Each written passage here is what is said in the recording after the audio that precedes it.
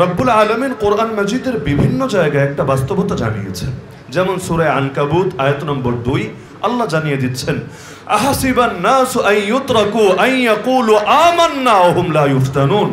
আরে মানুষ কি ভেবে নিয়েছে মুখ দিয়ে শুধু বলবে ঈমান এনেছি আর তাদেরকে কোনো প্রকার পরীক্ষা না করে এমনি এমনি ছেড়ে দেওয়া হবে? মানুষ কি এই ধারণা নিয়ে বসে আছে? অথচ আয়াত নম্বর 3, ওয়ালাকাদ ফাতান্নাল্লাযীনা মিন ক্বাবলিহিম ফালায়া'লামান্নাল্লাহুল্লাযীনা সাদাকু ওয়া লায়া'লামান্নাল কাযিবিন। আমি আল্লাহ অবশ্যই পরীক্ষা করেছি তাদের পূর্বে যত জাতি ছিল তাদেরকেও, এবং এই পরীক্ষার মাধ্যমে যাচাই করে নিয়েছি কারা ঈমানের দাবিতে সত্যবাদী আর কারা ঈমানের দাবিতে মিথ্যাবাদী। তাহলে কি শিক্ষা আসলো এই আয়াত থেকে?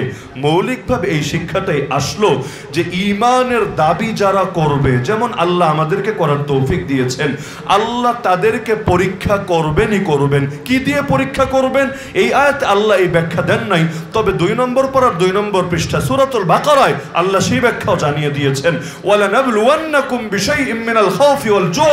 আমি অবশ্যই তোমাদেরকে পরীক্ষা করব, কখনো কিছু ভয় দিয়ে, জানের ভয়, মালের ভয়, ইজ্জতের ভয়, জেলে যাওয়ার ভয়, হামলার ভয়, মামলার ভয়, ফাঁসির ভয়, আয়না ঘরের ভয়, গুমের ভয়, হকের কথা বলার কারণে মাহফিল বন্ধ হওয়ার ভয়। আরে পদে পদে ভয় আর ভয় আর ভয়। রব্বুল আলামিন বলে, বান্দা তোদেরকে সর্বপ্রথম যেই জিনিস দিয়ে পরীক্ষা করব সেটার নামই হলো ভয়।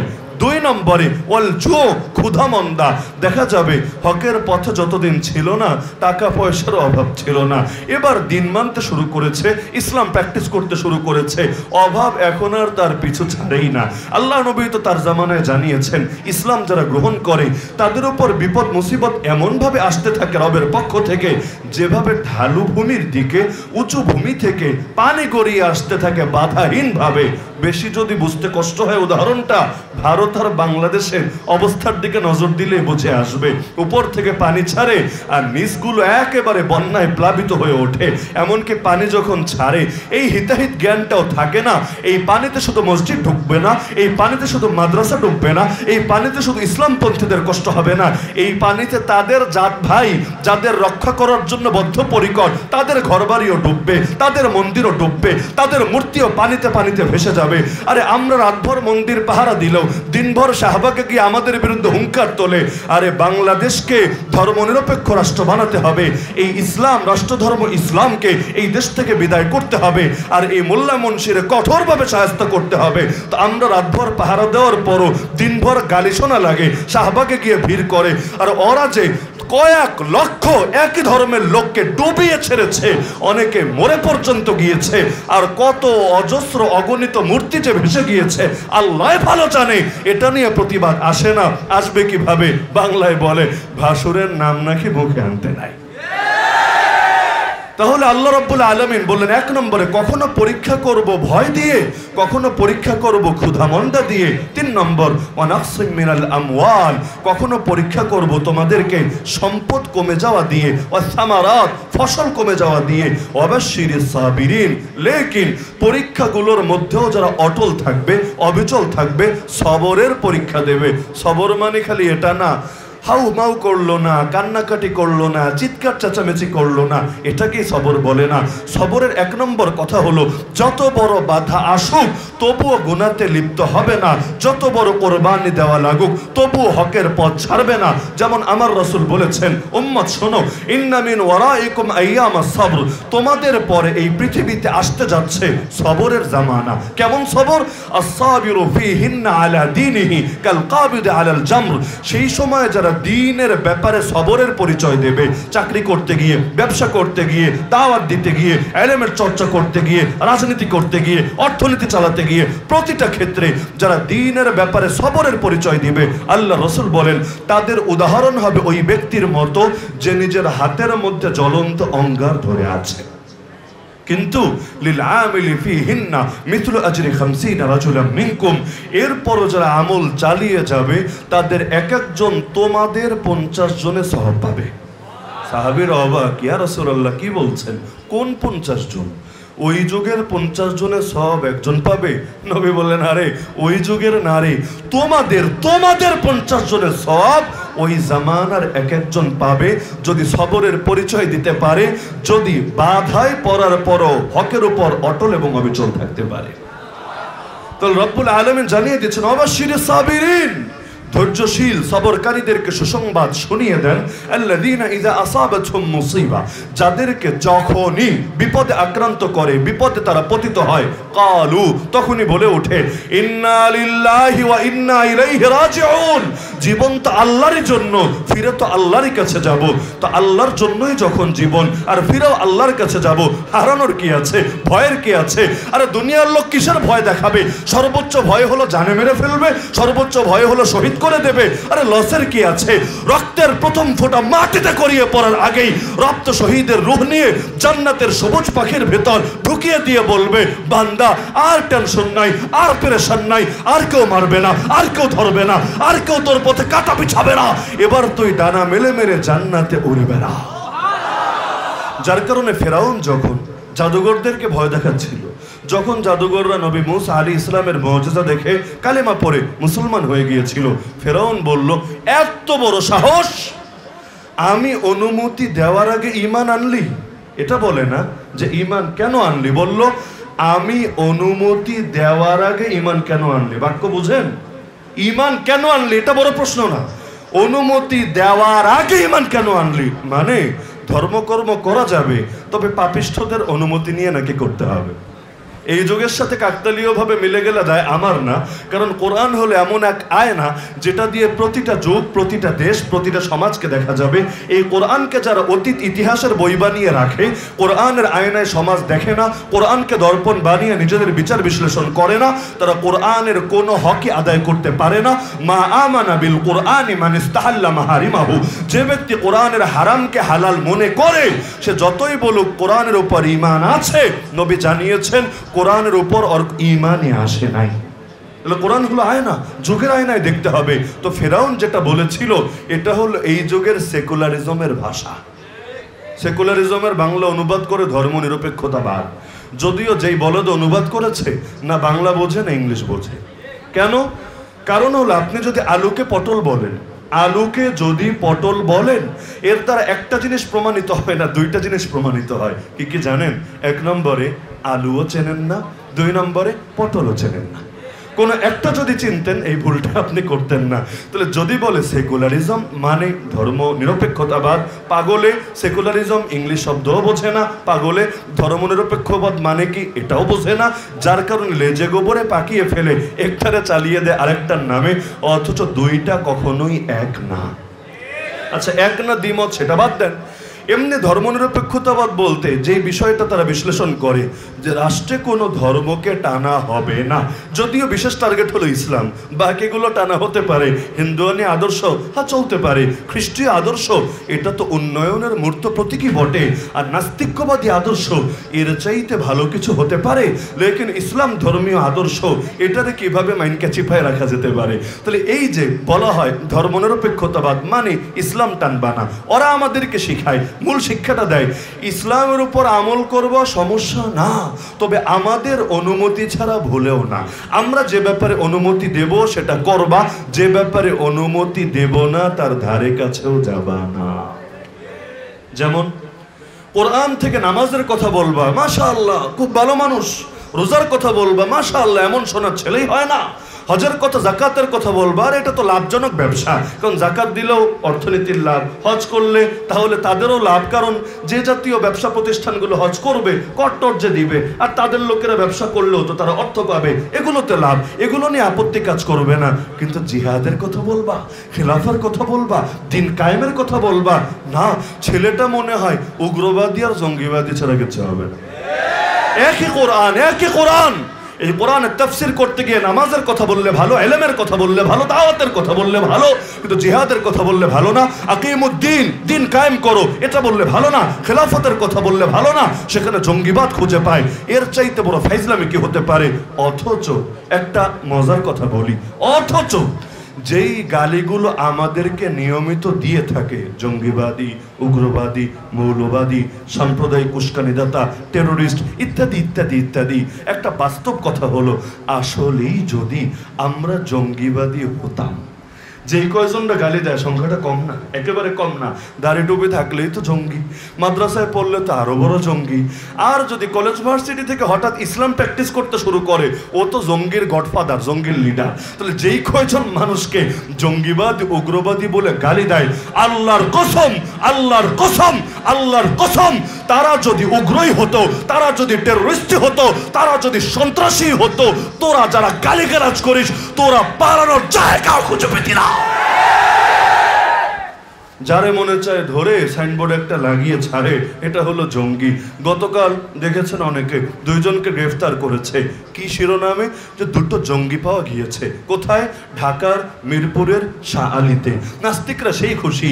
আরে মোল্লারা এতদিন বলতা এগুলো হলো আওয়ামী লীগ সরকার গল্প বানিয়েছে বিভিন্ন দেশকে দেখানোর জন্য এবং নিজেদের গদি টিকানোর জন্য। এখন কি বলবা? এখন তো আর বলতে পারবা না যে আওয়ামী লীগ আছে আর তারা ক্ষমতা টিকানোর জন্য জঙ্গিবাদী নাটক সাজিয়েছে। তার মানে বাস্তবেই জঙ্গি পাওয়া গিয়েছে। এই দেশ জঙ্গিবাদের রিস্কে আছে। এখনই শক্ত হাতে জঙ্গিবাদকে দমন করতে হবে।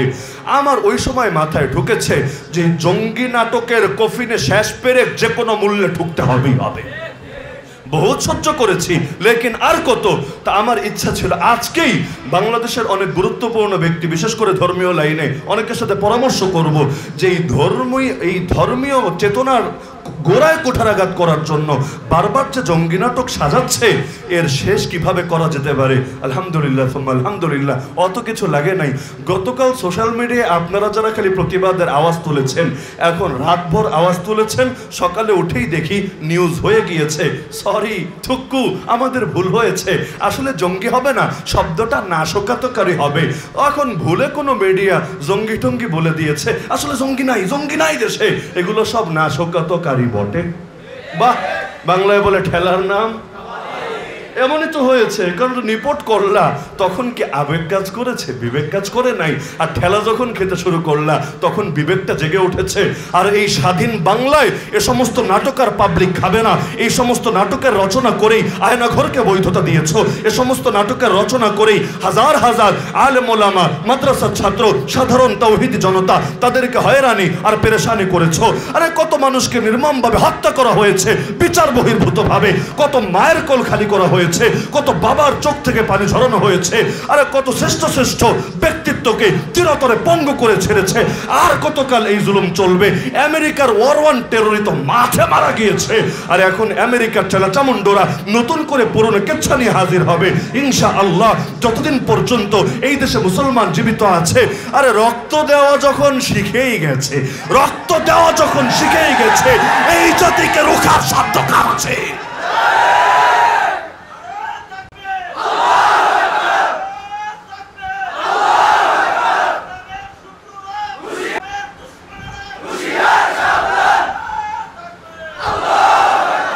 যে কোনো কাজ দেখবেন শুরু করার আগে একটু ভয় ভয় লাগে, এটা স্বাভাবিক।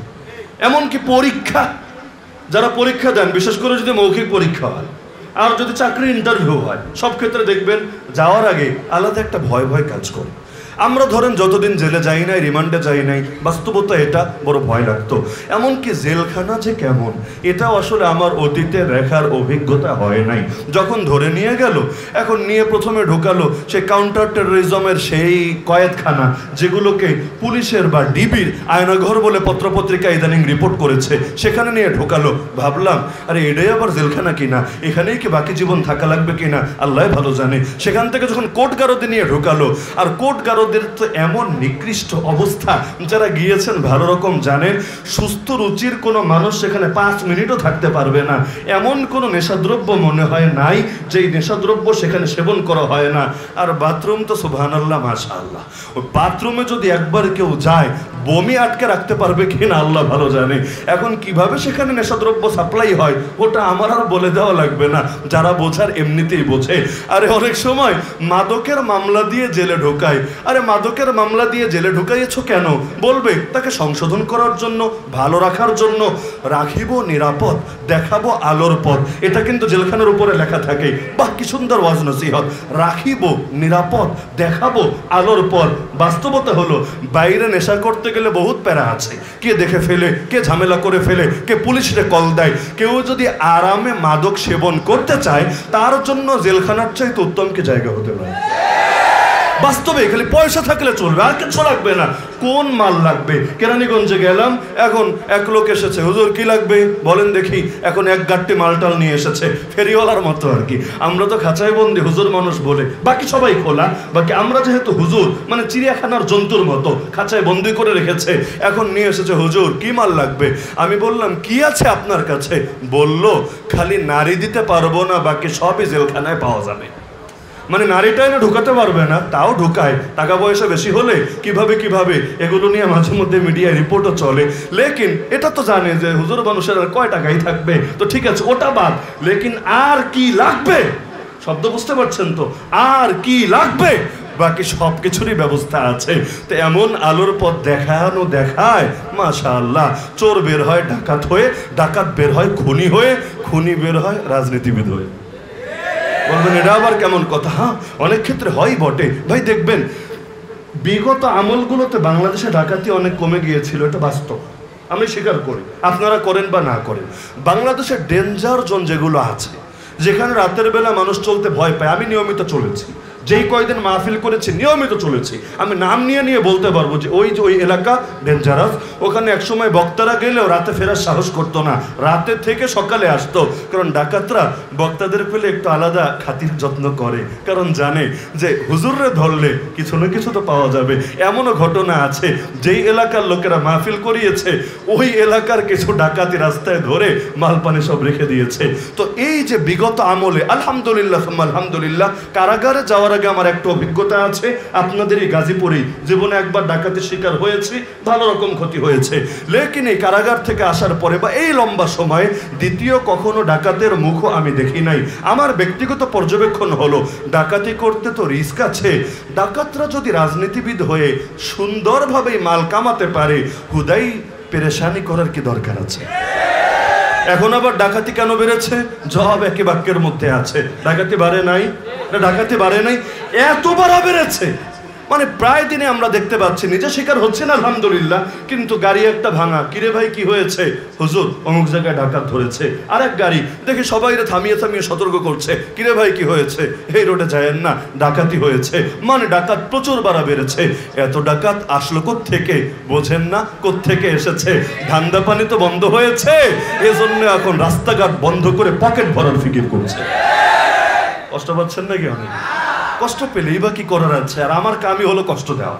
আমি তো আছি কষ্ট দেওয়ার ঠিকাদারি নিয়ে, কারণ হকের কথা বলবেন আর বাতিলের কষ্ট হবে না, এটা হতেই পারে না। সেই হক আবার কেমন হক, যেই হক বাতিলের কলিজা আঘাত করতে জানে না। তাহলে বলছিলাম যে আল্লাহ জানিয়ে দিলেন যে যারা সবরের পরিচয় দেবে তাদেরকে সুসংবাদ শুনিয়ে দাও দুনিয়ার বুকে। তাহলে জমিনের বুকে চলতে চাইলে সবর করা লাগবেই লাগবে। অনেকে ভাবছে লড়াই শেষ, ঝামেলা শেষ, এখন তো আমাদের পায়ের উপর পা তুলে বসার দিন চলে এসেছে। মাথায় গেঁথে রাখেন, মুমিনের লড়াই শেষ হবে না মৃত্যুর এক মুহূর্ত আগেও। যতদিন বেঁচে থাকবেন, নবী বলেছেন আর দুনিয়া সিজনুল মুমিন, দুনিয়া মুমিনের জেলখানা। কাশিমপুরি আর কি, কেরানীগঞ্জি আর কি, গোটা দুনিয়াটাই মুমিনের জন্য জেলখানা। ছোট জেলখানা এগুলো ছোট, মানে জেলের মধ্যে আবার জেল থাকে। আমরা বলতাম জেলের ভেতর জেল, তার নাম সেল। জেলে দুই রকম জায়গা থাকে, একটা হলো ওয়ার্ড। ওয়ার্ড মানে এখানে অনেক মানুষ একসাথে থাকে, 40 জন, 50 জন, 60 জন। আর সেল মানে এগুলো ফাঁসির আসামি রাখে, কন্ডেম সেল। এক এক রুমে এক একজন রাখা নিয়ম, আমাদেরকেও রেখেছে। কিন্তু হুজুর এত ধরেছে, এক রুমে একজনের সুযোগ নেই, 4 জন, 5 জন, 7 জন পর্যন্ত রেখেছে। তো জেলের ভেতর জেল, তার নাম সেল। মুমিনের বিবেচনায় গোটা দুনিয়াটাই জেল, তার মধ্যে কাশিমপুর, কেরানীগঞ্জ এগুলো হলো জেলের ভেতরের জেল। এজন্য জেল নিয়ে আলাদা পেরেশানি কাজ করেন আলহামদুলিল্লাহ। তো গ্রেফতারির আগে একটা আতঙ্ক কাজ করতো, কি না কি জানি, কেমনে জানি মারবে, কেমনে জানি লটকাবে, কেমনে জানি জিজ্ঞাসাবাদ করবে।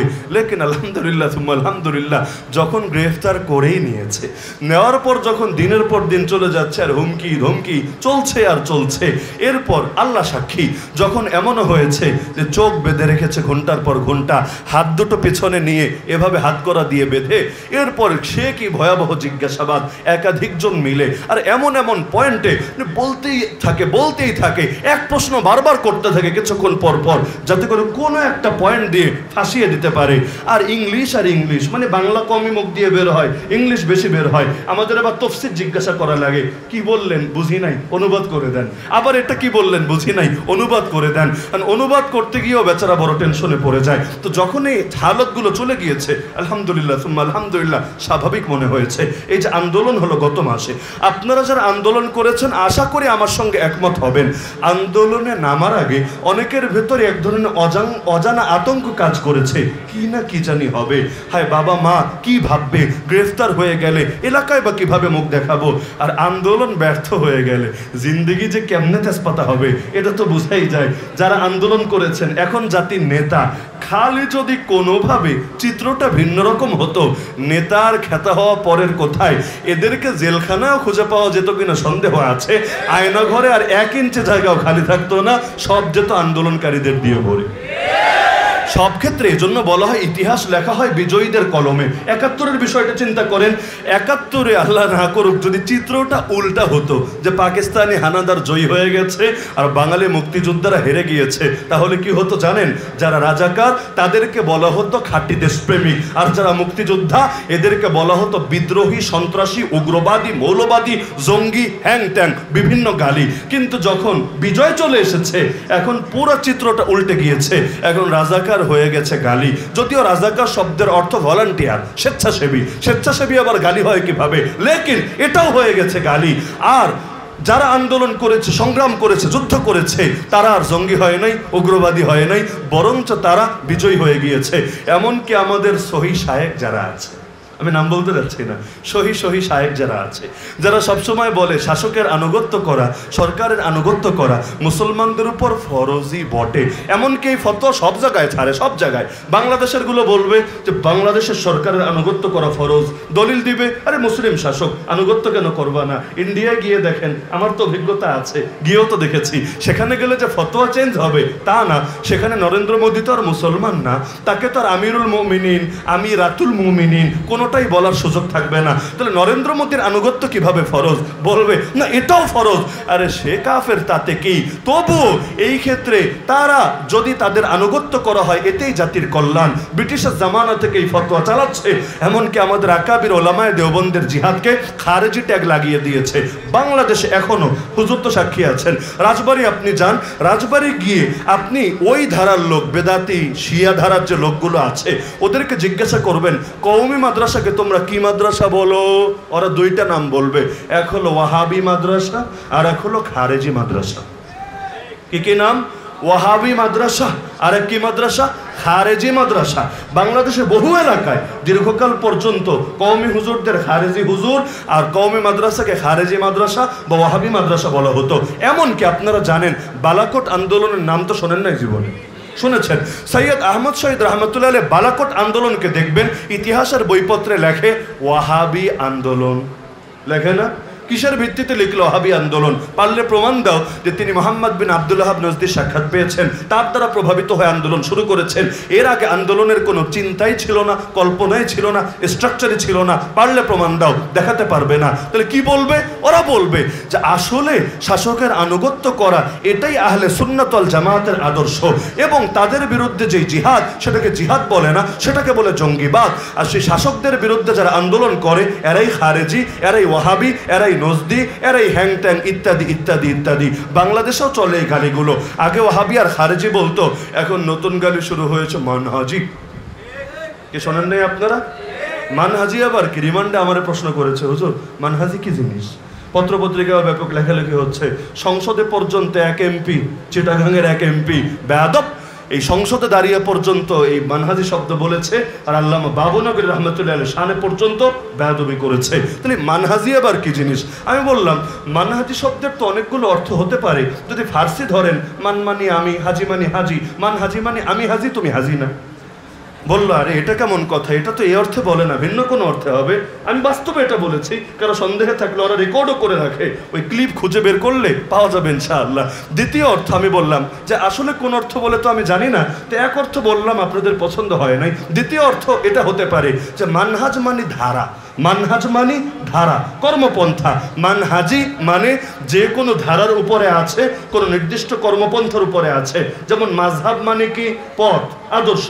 মাযহাবি মানে যে নির্দিষ্ট কোনো পথের উপরে আছে। তো মাযহাবি এটা যেই ওজনে, মানহাজি এটা একই ওজনে। তো মাযহাবি মানে যদি হয় মাযহাব যারা মানে, মানহাজি মানে যারা নির্দিষ্ট কোনো পথের অনুসরণ করে। তার মানে মাযহাবির বিপরীত শব্দ যেমন লা মাযহাবি, মানহাজের বিপরীত শব্দ লা মানহাজি। মানহাজি মানে যার ধারা আছে, লা মানহাজি মানে গোলালু, ওর কোনো ধারা নেই, ও যেখানে যায় সেটার সাথেই মিশতে পারে। যেমন অনেকে এতদিন পর্যন্ত ছিল নামের শেষে লীগ, ব্যাস সরকার শুধু চেঞ্জ হয়েছে, এখন আর লীগ নাই, এখন পোল্টি মেরে তারা হয়ে গেছে ভিন্ন কিছু।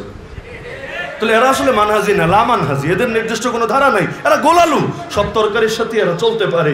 এখন এই গালিগুলো আমাদের অঙ্গনের লোকেরা আবিষ্কার করেছে, কারণ জঙ্গি বললে লোকে আবার ইজ্জত নিয়ে টান দেবে, ওয়াহাবি খারেজি বললে বেদাতি বলে গালি দিবে।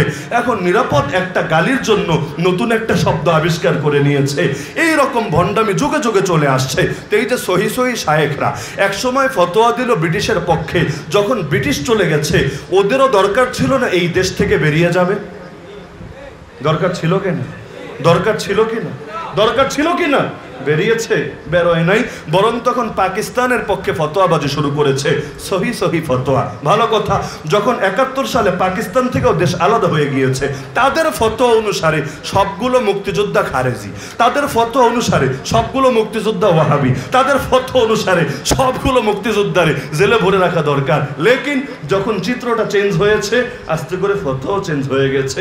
এখন মুক্তিযোদ্ধারা হয়ে গেছে খাঁটি দেশপ্রেমিক, খাঁটি নাগরিক। 2024-এ এসেও একই কাজ হয়েছে। ছাত্র আন্দোলন নাজায়েজ, শোনেন নাই মনে হয় আপনার? ছাত্র আন্দোলন নাজায়েজ, নবী এভাবে আন্দোলন করেছেন, সাহাবীরা করেছেন, করেন নাই, তার মানে এটা বেদাত, এটা কাফের মুশরিকদের শিক্ষা। বলেছে নাকি বলেনি? জানেন না বলেছে নাকি বলে নাই? বলেছে।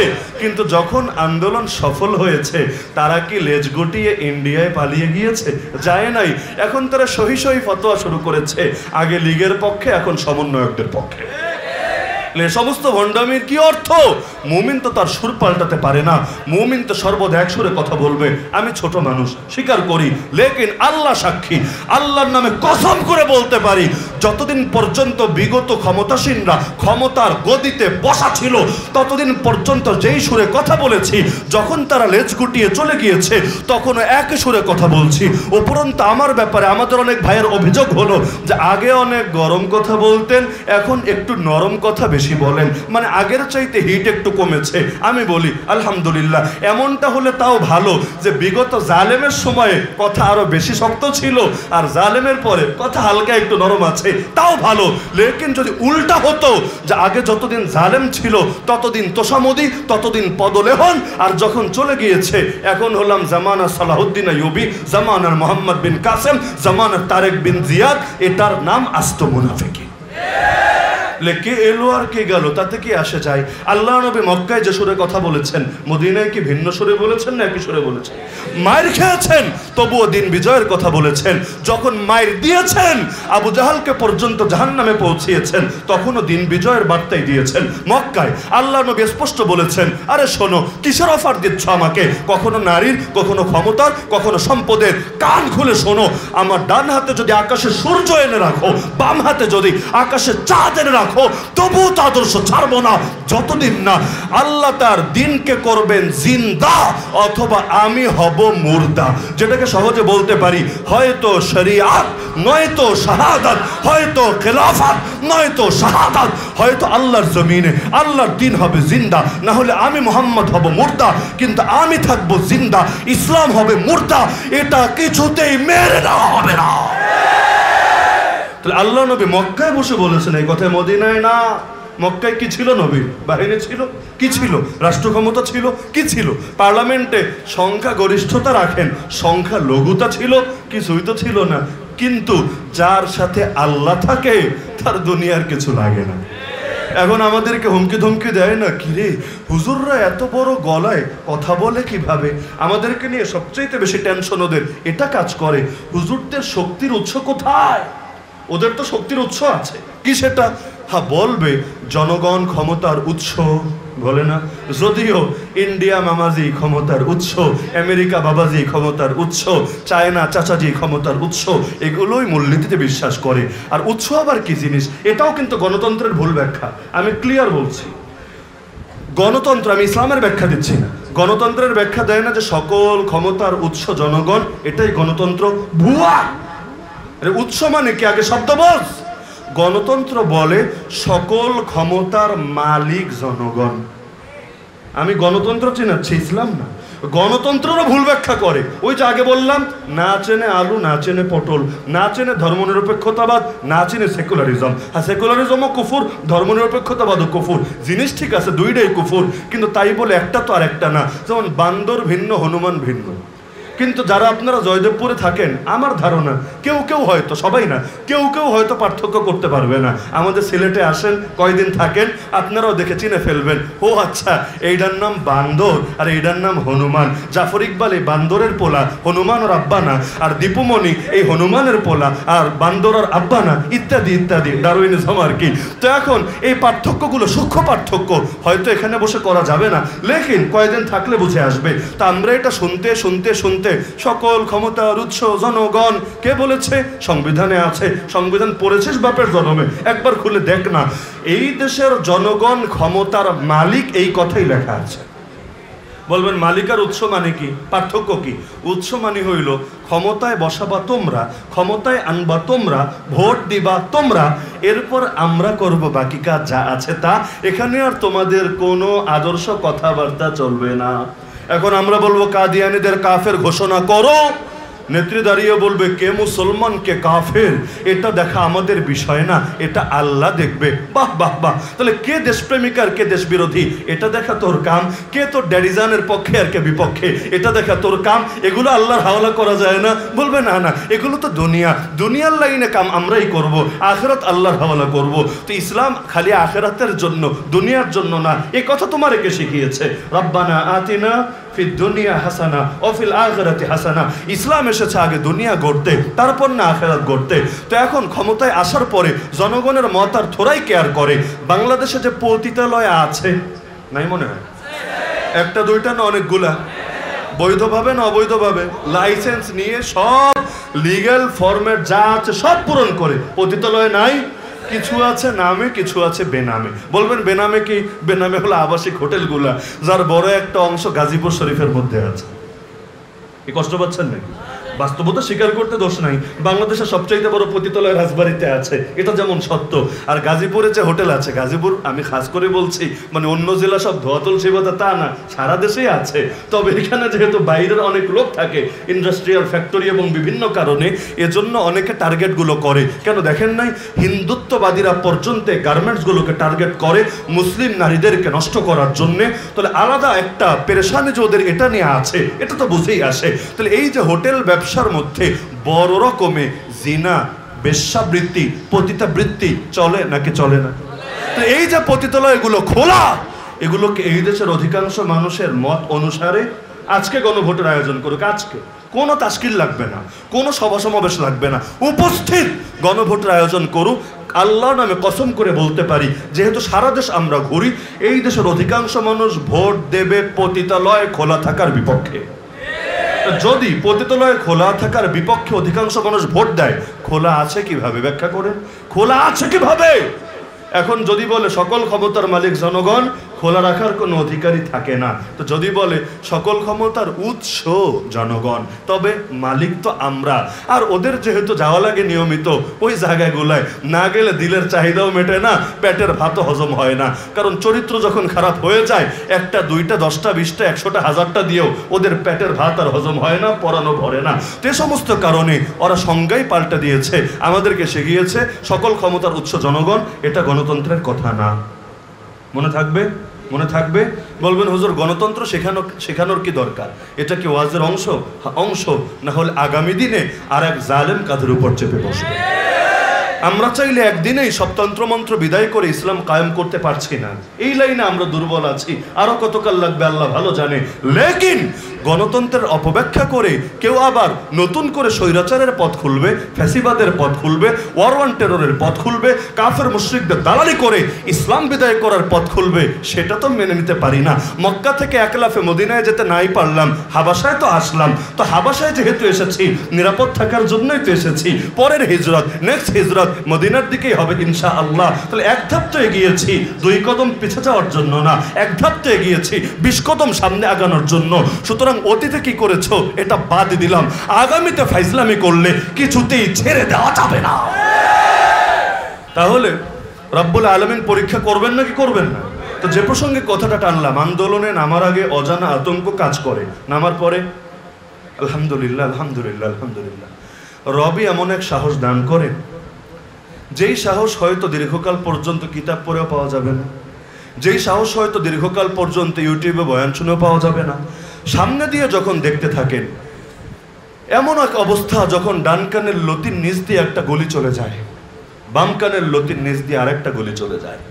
সামনে তাকিয়ে দেখে ভাইয়েরা শহীদ হয়ে পড়ে আছে, ডানে বামে তাকিয়ে দেখে অজস্র অগণিত আহত, তাদের গগন বিদারী চিৎকারে আসমান জমিন কেঁপে উঠছে। পেছনেও যখন তাকিয়ে দেখে সাহায্য করার কেউ নাই, বাহিনী অস্ত্র হাতে নিয়ে এমনভাবে ধেয়ে আসছে, কিছুক্ষণ পর হয়তো তাকেও জানে মেরে ফেলবে। আল্লাহর কসম, দিলের মধ্যে তখন এমন এক সাহস জেগে ওঠে, যেই সাহস পৃথিবীর কোনো কিছু যেই সাহসকে দমিয়ে রাখতে পারে না। এই যে দেখেন না, বুকও পেতে দিয়েছে, আপনার কাছে দেখলে মনে হতে পারে নাটক নাকি, এগুলো বানোয়াট নাকি, আল্লাহ ভালো জানে। লেকিন বাস্তবতা, তখন ভেতরে এমন এক সাহস চলে আসে, আরে বুক পেতে দেওয়া কেন, এর চাইতে বড় কিছুকেও কোনো কঠিন মনে হয় না। অনেকে অবাক হয়, কিভাবে সম্ভব, কিভাবে সম্ভব। আপনারা ফিলিস্তিনের ইতিহাস পড়েন, এমন অনেক নারীর জীবনী পাবেন বিশুদ্ধ সূত্রে, যেই নারীদেরকে রেপ করার জন্য কাফেররা, এই ইহুদিবাদীরা, জায়নিস্টরা তুলে নিয়েছে, সেও যখন নিশ্চিত যে আমাকে আর এখানে নিরাপদে রাখবে না, বরঞ্চ আমার সম্ভ্রম আমার ইজ্জত সব কেড়ে নেবে। একাধিক ঘটনা আছে, যখন বুঝেছে এমনিও শেষ অমনিও শেষ, তখন চিন্তা করেছে মরবো, তাহলে এমন মরবো, আমি তো মরবো, ওদেরকেও আস্ত রাখবো না। দেখা গিয়েছে এমন কিছু ইন্তজাম করে নিয়েছে, যখন এসে খালি গায়ে ধরে জড়িয়ে নিতে চেয়েছে, এমন এক ধামাকা হয়েছে, ও তো শেষ, ওর পুরো বিল্ডিং তছনছ হয়ে গিয়েছে। তাহলে কিভাবে সম্ভব এটা? আমারে যদি বলা হয়, আরে আমি তো জেলের ভয়ে হক কথা বলতে পারি না, আমি তো আমি ফাঁসি লাগতে পারে, দড়ি লাগতে পারে গলায়, এই চিন্তাই আমার ঘুম হয় না। আর আমারে যদি এই কাহিনী বলা হয় যে নিজেও শেষ, সবাইরে নিয়ে শেষ, এরকম এক তরিকা, এটা তো আমাদের মাথায়ও ধরতে চাইবে না। শাইখ রহমানী হাফিজাউল্লাহ সুন্দর একটা কথা বলেন দেখে জেল থেকে আসার পর, নিয়মিত প্রায় বয়ানে, যে কোন পাখিকে খাঁচায় আটকানো হয়, একেবারে প্রথম দিন থেকে শুনছি যে কোন পাখিকে খাঁচায় আটকানো হয়, যেই পাখির গলার সুর ভালো ওই পাখিকেই। কাউয়ারে কেউ খাঁচায় আটকায় না, এমনকি এই কাউয়া, এই বাঙালি কাউয়া যেটা, এটারও তো এখনো খাঁচায় ঢোকানো হচ্ছে না। কাউয়ারে কেউ খাঁচায় ঢোকায় না, কারণ ও যখন কা খা কা করবে, এটা কারো ভালো লাগবে না, খারাপ লাগবে। কিন্তু দেখা যায় যেই পাখির কণ্ঠ ভালো, ওটাকে ঠিকই আটকে রাখে, ওটার গান শুনে আলাদা ফিলিংস নেওয়ার চেষ্টা করে। তাহলে কারাগারে যাওয়ার কপাল সবার হয় না, যাদের জবান থেকে হকের বাণী উচ্চারিত হয় তাদেরই কারাগারে যাওয়া লাগে। আর যারা কাউয়ার মতো কা কা কা কা করতে থাকে, ওদেরকে কারাগারে নেবে কোন দুঃখে, কারণ কারাগারে ঢোকার মানে হলো প্রতিটা মুহূর্ত কাটবে তারা ইবাদতে। বলবেন প্রত্যেক মুহূর্তে ইবাদত সম্ভব? লাগবে না কোনো ইবাদত। যদি খালি ফরজ ওয়াজিব সুন্নতে মুআক্কাদা পালন করে, বাকি টাইম ঘুমায়ও কাটায়, তবুও প্রতিটা মুহূর্তে ইবাদতের সওয়াব লেখা হবে। বলবেন কিভাবে? সবরের সওয়াব প্রতি মুহূর্তে জারি, ইস্তেকামতের সওয়াব প্রতি মুহূর্তে জারি, কোরবানির সওয়াব প্রতি মুহূর্তে জারি, নবী রাসূল সাহাবীদের সুন্নাহ জিন্দা করার সওয়াব প্রতি মুহূর্তে জারি, আর কত ধরনের সওয়াব প্রতি মুহূর্তে জারি। তাহলে লসের কি আছে? 10 বছর থেকেছে, 20 বছর থেকেছে, কারাগার থেকে লাশ হয়ে বের হয়েছে, তাতে কি? আমরা যেই ইমামকে নিজেদের ইমাম বলে পরিচয় দেই, ইমামে আজম আবু হানিফা, আরে তার আদর্শই তো কারাগার থেকে লাশ হয়ে বের হওয়া। তো ইমামে আজমই যদি, আজম মানে বড়, সব ইমামের সেরা ইমাম, তিনি যদি লাশ হয়ে বের হতে পারেন, আমি কি আপনি কি? তাহলে ইমামে আজম ইমাম আবু হানিফাকে ইমাম বলার মানে এটা না খালি হাত বাঁধা পা বাঁধার ক্ষেত্রে তার অনুসরণ করব, বরঞ্চ আকীদার ক্ষেত্রেও, আমলের ক্ষেত্রেও, আদর্শের ক্ষেত্রেও, রক্ত দেওয়ার ক্ষেত্রেও তাকে অনুসরণ করব এবং এই অনুসরণ করাকে নিজেদের জন্য গর্বের বিষয় মনে করব। তার লড়াই কি শেষ হয়েছে না লড়াই চলবে মৃত্যু অবধি? থামাথামি নাই, হাল ছেড়ে দিয়েন না। অনেকের ভাবসাবে মনে হয় ইসলাম জিন্দা হয়ে গয়া, এখন আর কোনো টেনশন নাই, কোনো কাজ নেই, কাম হলো খালি ফল ভক্ষণ করা। না, মুমিন ফল ভক্ষণ করবে মরার পরে।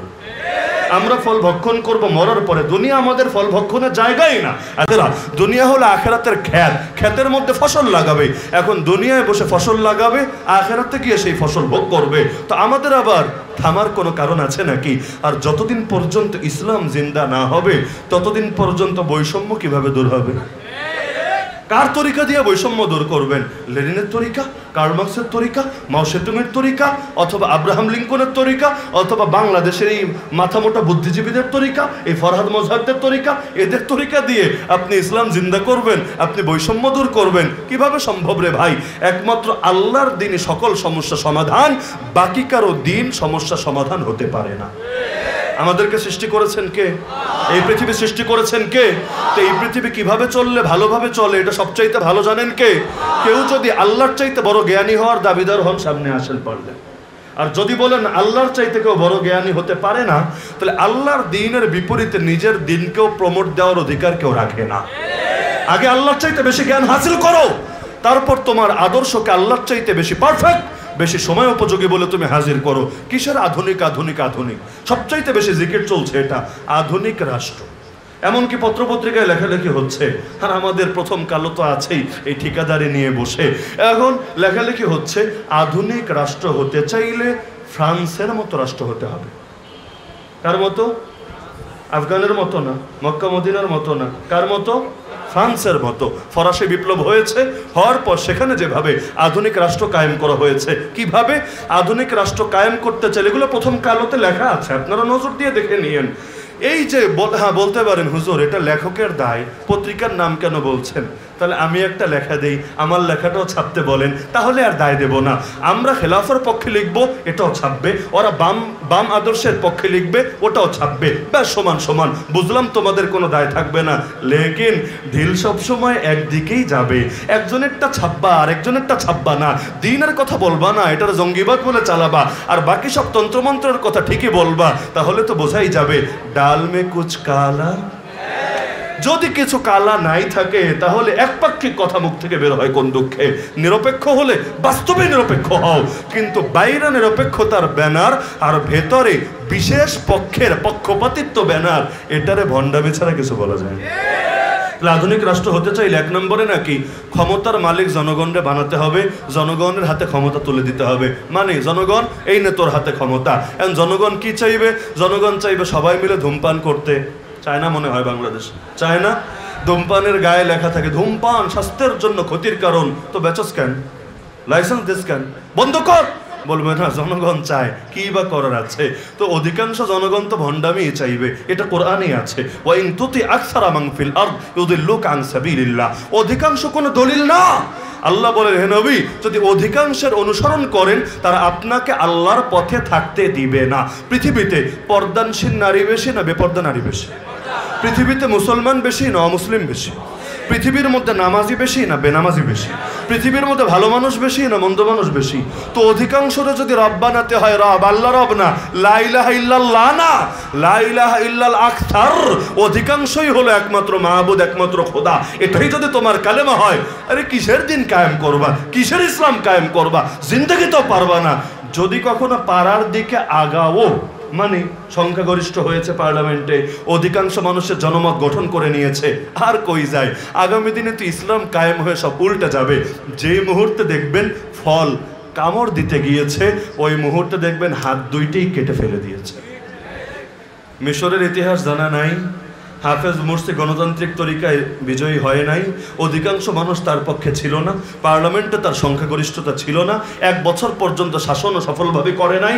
সবই হা, সবই হা, সবই হা। তো যেই মাত্র চেয়েছে ইসলামের দিকে টার্ন নেবে, ইসলাম কায়েম করবে, ইসলাম কায়েম দূরের কথা আল্লাহর বান্দারই জেলে ঢুকিয়েছে, এরপর ফাঁসিতে চড়িয়ে জানেই মেরে ফেলেছে। এই আজ 2024-এর এই সেপ্টেম্বর মাস আজ পর্যন্ত এখনো সামরিক শাসকরাই গদিতে বসিয়ে রেখেছে। বাংলাদেশের গণতন্ত্র নিয়ে পেরেশান, কিন্তু ওই দেশের গণতান্ত্রিক সরকারকে উৎখাত করেই সামরিক শাসকরা গদিতে বসিয়ে রেখেছে।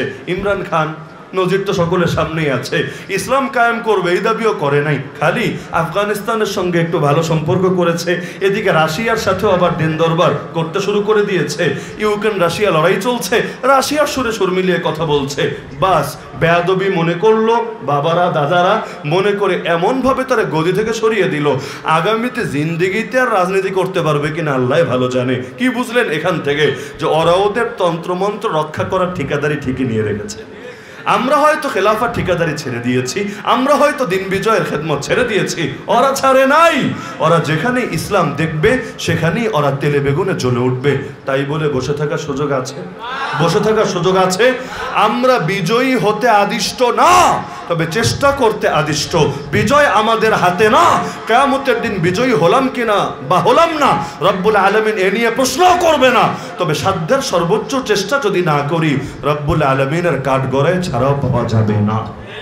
সুতরাং এই যে সুযোগটা এসেছে, আমার অনুরোধ থাকবে আগামী বাংলাদেশ আমাদের সর্বোচ্চ চেষ্টা থাকবে আল্লাহর জমিন, আল্লাহর দ্বীন ইসলাম কায়েমের জন্য। পারবেন না ইনশাআল্লাহ? পারবেন না ইনশাআল্লাহ? কারণ যতই ওদের সুরে সুর মিলিয়ে কথা বলেন, যতদিন ইসলাম না ছাড়বেন আপনার উপর খুশি হবে না। দলিল সূরা বাকারা, ওয়ালান তারদা আনকাল ইয়াহুদ ওয়ালান নাসারা হাত্তা তাত্তাবিআ মিল্লাতাহুম। ইহুদি এবং খ্রিস্টান আপনার উপর কখনোই খুশি হবে না যতদিন না আপনি তাদের আদর্শের অনুসরণ করেন। সুতরাং আজকের এই মাহফিল থেকে মূল বার্তাটি আমি রেখে যাচ্ছি। মাহফিলটাও যেহেতু শাবাবদের, শাবাব শব্দের অর্থ অনেকে বোঝে না। শাবাব মানে জানেন? শাবাব মানে কি? শাবাব মানে কি? যুবক, মুরব্বী না, শাবাব মানে হলো যুবক, নওজোয়ান। এই নওজোয়ানদেরকে নিয়ে বিশেষ স্বপ্ন সবাই দেখে। আমাদের শেখ মুর্শিদ কায়েদে মিল্লাত আল্লামা জুনায়েদ বাবুনগরী রহমতুল্লাহ আলাইহির একটা গজল আছে, হুজুরের লেখা। কি নাম? জওয়ানান হেফাজতে ইসলাম সে, জওয়ানান হেফাজতে ইসলাম সে। আমি অনুরোধ রাখবো আপনারা প্রত্যেকে একবার হলেও গজলটা শোনার চেষ্টা করবেন। সাবটাইটেলে বাংলা দেওয়া আছে, খুব ভালোভাবে বুঝতে পারবেন।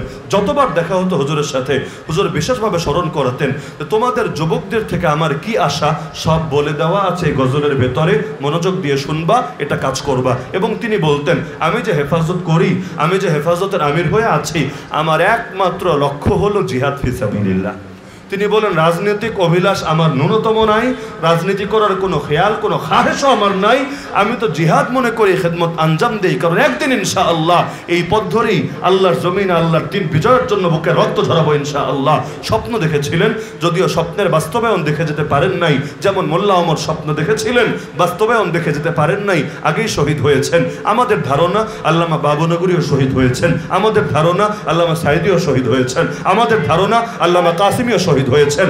ইনশাআল্লাহ একদিন না একদিন এই তথ্যগুলো প্রমাণিত হবেই হবে, কারণ তাদের কারো মৃত্যু সবগুলো সামনে রাখলে মোটেও স্বাভাবিক মনে হয় না আমাদের কাছে।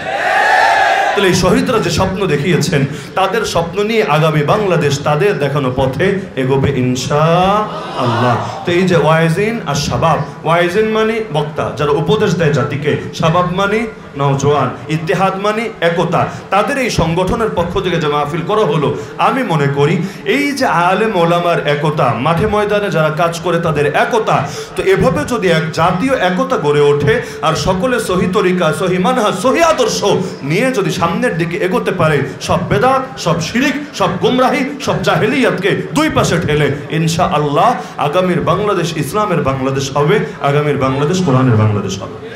সুতরাং সবাই সব সেক্টরে একতা গড়ে তোলেন, বিচ্ছিন্ন জীবনযাপন করবেন না। জেনারেল ভাই যারা আছেন আপনারা একতাবদ্ধ হয়ে থাকবেন, যে ব্যানারে হোক, ব্যানার ছাড়া হোক, যেভাবে হোক, একজন যাকে আল্লাহ জ্ঞান দিয়েছেন, ইলম, আমল, তাকওয়া দিয়েছেন, তাকে নেতা মেনে ঐক্যবদ্ধ হতে থাকেন। ইনশাআল্লাহ একতাই হবে শক্তি, বিভেদ হবে আমাদের পতনের কারণ। তবে একতা ঠিক রাখতে গিয়ে আবার হক ছেড়ে দিয়েন না, বরং একতা হবে হকের জন্য, একতা হবে হক কায়েমের জন্য। আল্লাহ তৌফিক দান করুন। ছোট্ট একটা প্রশ্ন এসেছে, এটা বলে আলোচনার ইতি টানছি। তবে আপনাদের ধৈর্য আছে তো? না থাকলে খতম করে দেই। আচ্ছা, হয়তো গরমের জন্য অনেকের কষ্ট হচ্ছে, আমি বুঝতে পারছি। খোলা মাঠ হলে হয়তো সহজ হতো আপনাদের জন্য। অথবা ক্ষুধার্ত নাকি বেশি? ঘুমের চাপ আসছে? বাসা থেকে গিন্নি ফোন দিয়েছে? তো বেশি টেনশন না হলে 2 মিনিট নিতে পারি। সে কাওয়ালি গান গাওয়া কি জায়েজ? এ ব্যাপারে মূল কথা হলো বাদ্যযন্ত্র মিশ্রিত কোনো গানই গাওয়া যাবে না। কারণ কাওয়ালি গান অধিকাংশই দেখি বাদ্যযন্ত্র মিশিয়ে গায়। এখন কথাগুলো যদি ভালোও হয়, মনে করেন একেবারে নিরেট ধর্মীয় কথা, আল্লাহ এবং তার রাসূলের পক্ষের কথা, লেকিন এর সঙ্গে যদি বাদ্যযন্ত্র মিশিয়ে দেওয়া হয়, এটার উদাহরণ হলো 1 গ্লাস খাঁটি দুধ সঙ্গে 2 ফোঁটা গরুর মুত। এখন গরুর মুত ওরা খেতে পারে একেবারে দুধের সাথে মিশিয়ে না, ডাইরেক্ট হলুদটা একেবারে গর্বের সাথে মোজো যেভাবে পান করেন আপনারা এভাবেও পান করতে পারে। ওদের জন্য এটা পারফেক্ট বটে, আমাদের জন্য তো পারফেক্ট না। যেই নবী এসেছেন বাদ্যযন্ত্র ভাঙার জন্য, যেই নবী বাদ্যযন্ত্র এতটা অপছন্দ করতেন, কোথাও বাজা হলে কানের মধ্যে আঙ্গুল ঢুকিয়ে দিতেন যাতে করে কানে আওয়াজ না আসে, সেই নবীর নাম জড়িয়ে বাদ্যযন্ত্র বাজানোর চাইতে বড় বেয়াদবি কি হতে পারে? এমনকি একটা কথা মাথায় রাখবেন, আমার আগের বক্তা হাফিজুল্লাহ কাসিমি হাফিজাহুল্লাহ এই ব্যাপারে বয়ান করছিলেন যে মূল নীতি এটা, একজন হলো পাপী আর একজন হলো বেদাতি। এই পাপীর চাইতে আল্লাহর কাছে বেদাতি জঘন্য। এই কথাটা আপনারা শুনেছেন, আল গীবাতু আশাদ্দু মিনাজ জিনা। গীবত জিনার চাইতে খারাপ। কেন? জিনার চাইতে গীবত কেন খারাপ হবে? কারণ যে গীবত করে এটাকে পাপ মনে করে না, যে জিনা করে সেটাকে পাপ মনে করে। যে পাপ মনে করে একদিন তওবা নসিবে জোটে, যে পাপ মনে করে না অনেক ক্ষেত্রে তওবা নসিবে জোটে না। তো বেদাত যারা করে, নবীর নামের সাথে এই যে বাদ্যযন্ত্র মিশিয়ে রাখে, আন্তর্জাতিক অনেক নাশিদ শিল্পী আছে, আমি নাম মুখে আনতে চাচ্ছি না, কেউ ইংলিশ ভাষাভাষী, কেউ আরবি ভাষাভাষী, কেউ উর্দু ভাষাভাষী, এরাও দেখবেন সারা জীবন জুড়ে গেতে গেতে এখন বুড়া হয়ে গিয়েছে, তবু এখনো বাদ্যযন্ত্র মিশিয়ে গাচ্ছে। আল্লাহর বান্দা তওবা কবে করবে? তবে খাঁটি বান্দা হয়ে পৃথিবী থেকে যাবে। এই অবস্থায় যদি মরণ হয়, মরণটা কেমন হবে? সুতরাং এটাকে বলে জাস্টিফাই করতে আইসেন না ভাই যে হুজুর আগের চাইতে তো ভালো হয়েছে, আগে মেয়ে নিয়ে নাচানাচি করতো, আগে আয়ুব বাচ্চু, জেমস আর মমতাজ বেডির এনে গান টান গাওয়াতো, এখন অন্তত এই লাইনে তো ভালো হয়েছে, আল্লাহ এবং তার নবীর নাম নিচ্ছে। আমি বলবো ভালো হয় নাই, আগের চাইতে খারাপ হয়েছে। কারণ আগেরটা পাপ ছিল স্পষ্ট, এখন একটা পুণ্য বলে প্রমোট দেওয়া হচ্ছে। এভাবেই সমাজে মডারেট ইসলাম ছড়িয়ে পড়ে। মডারেট ইসলাম জিবরিল আমিন এসে দিয়ে যায় না, জমিন ফাঁক হয়ে বের হয় না, এভাবেই আসে।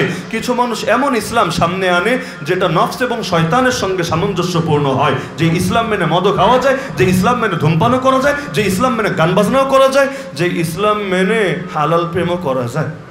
হালাল প্রেম আবার কি? বিয়ে শাদী করে প্রেম এটা না, মানে আপনার মাথায় টুপি, গায়ের মধ্যে সুন্নতি লেবাস, আর তার মাথায় হিজাব, গায়ের মধ্যে লম্বা বোরকা, আর নিয়ত হলো খাঁটি নিয়ত। নিয়ত কি? একজন আর একজনকে তাহাজ্জুদের জন্য জাগিয়ে দেব, আর আগামীতে একসাথে সংসার করে এমন একটা বাচ্চাকে আমরা প্রতিপালন করব যে হাফেজ হবে, আলেম হবে, জামানা সালাহুদ্দিন আইয়ুবী হবে। ভালো কথা, নিয়ত তো ভালো, আকাম করো কিসের জন্য?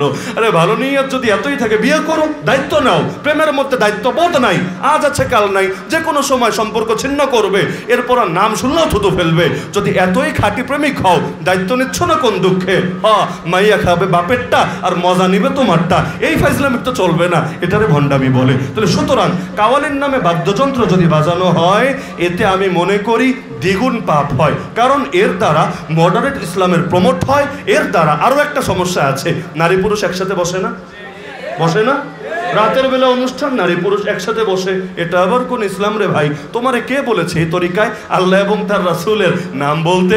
মসজিদের মধ্যে যেখানে নারীদেরকে আসতে ব্যাপকভাবে উৎসাহিত করা হয় না, যদি আসেও আলাদা স্পেস থাকে, নাকি একসঙ্গে মিলেমিশে নামাজ পড়ে? আলাদা স্পেস থাকে না, পর্দাপুষিতে রক্ষা করে ঢোকে এবং বের হয় না। তো মসজিদের নামাজের চাইতে গুরুত্বপূর্ণ ইসলামিক কোন বিধান আছে? ওই নামাজের ক্ষেত্রে যদি এতটা সতর্ক হতে পারে, তোমার কাওয়ালির গুরুত্ব এত বাড়া বেড়ে গিয়েছে, এখানে এসে একজন দুজন একসাথে রাতের বেলা বসতে পারবে, এই কাওয়ালি থেকে প্রেম হয়ে পরে যে অন্যদিকে গড়াবে না, এরই বা কি গ্যারান্টি আছে? তাহলে এই সমস্ত ভণ্ডামি ছাড়তে হবে। কাওয়ালি যদি বাদ্যযন্ত্র ছাড়া গায় এবং কথাগুলো ভালো হয়, দুইটাই শর্ত, বাদ্যযন্ত্র ছাড়া হয়, কথাগুলো ভালো হয় এবং পারিপার্শ্বিক আর কোনো সমস্যা না থাকে, যেমন নামাজের টাইমে করা, নামাজ ছেড়ে দেওয়া, নারী পুরুষ অবাধে একসাথে বসতে থাকা, ইত্যাদি ইত্যাদি যা কিছু হতে পারে, তাহলে কাওয়ালির অনুষ্ঠান হতে পারে। এটাকে আমরা সমর্থন করি, সমস্যার কিছু দেখি না। লেকিন সীমার মধ্যে থাকতে হবে, সীমা অতিক্রম করলে এটাকে বৈধ বলা যাবে না, হারাম বলা অনিবার্য হয়ে যাবে। মনে থাকবে ইনশাআল্লাহ? কষ্ট পেলেন নাকি জেনারেল ভাইয়েরা? আমার উপর তো পুরো বাংলাদেশি খেপা, জানেন তো আপনারা। এটা স্বাভাবিক ব্যাপার, কারণ আপনি মৌচাকে ঢিল ছুড়বেন আর 2-4টা কামড় টামড় খাবেন না, এটা তো হবে না। এখন হক কথা বলা ছেড়ে দেন, আর ঝামেলা থাকবে না। আলহামদুলিল্লাহ, আল্লাহ যে যোগ্যতা দিয়েছেন সবাইরে খুশি করে চলার মতো সিস্টেম আমাদেরও জানা আছে। একেবারে সব জায়গায় মাথায় উঠে বসে থাকা যাবে, লেকিন দিল তো সায় দেয় না। কি হবে এত জনপ্রিয়তা দিয়ে, কি হবে এত মানুষের প্রিয় ভাজন হয়ে, যদি মন্দগুলোকে আঙ্গুল দিয়ে চিহ্নিত করে দেখানো না যায়। হ্যাঁ, অনেকেই তো চুপ থাকে হেকমতের নামে, বিভিন্ন নামে, আমরা তো বললামই। এখন যদি এর কারণে গালি খাওয়া লাগে, খেলো। একজন মানুষ গালি খেলে ক্ষতি নাই। একজন মানুষ যদি অনেকের চোখে খারাপ মনে হয়, গোমরা মনে হয়, জাহান্নামের টিকিট প্রাপ্ত মনে হয়, তাও ক্ষতি নাই। তবুও অন্তত আলোচনা থাকুক। আলোচনা থাকলে সমাধানও একদিন আসবে। অনেকে থামে নাই, আমি নাম বলতে যাচ্ছি না, অনেকে থামে নাই আলহামদুলিল্লাহ। আগে এক সময় যে বাড়াবাড়িগুলো করতো, যে শয়তানিগুলো করতো, এখন সেই নামগুলো মুখে আনে না। হয়েছে নাকি হয় নাই? একটা দুইটা না, আমার কাছে কয়েক ডজন উদাহরণ আছে। কারণ পুরো জিন্দগিতে কবে কি করেছি না করেছি মোটামুটি মেমোরির মধ্যে হালকা পাতলা আছে আর কি। তো অতীতে যেমন অনেক ভণ্ডের ভণ্ডামি ছুটেছে বেয়াদবের বেয়াদবির কারণে, মেনে নিচ্ছে আর কি, বেয়াদবির কারণে। আগামীতেও ইনশাআল্লাহ অনেক ভণ্ডের ভণ্ডামি ছুটবে বেয়াদবের বেয়াদবির কারণে। আমি মনে করি এরকম কিছু বেয়াদব থাকার দরকার আছে। আদবওয়ালা তো বহুতই আছে, আলহামদুলিল্লাহ, আরো হোক, আমরাও দোয়া করি আরো হোক। 2-4টা বেয়াদব থাকুক না, অন্তত এই বেয়াদবদের দ্বারা যদি কিছু ভণ্ডের ভণ্ডামি বন্ধ হয়, খারাপ না ইনশাআল্লাহ। আল্লাহ সবাইকে তৌফিক দান করুন। এই ইত্তেহাদুল ওয়াইজিন আশ শাবাব বাংলাদেশকে কবুল করুন।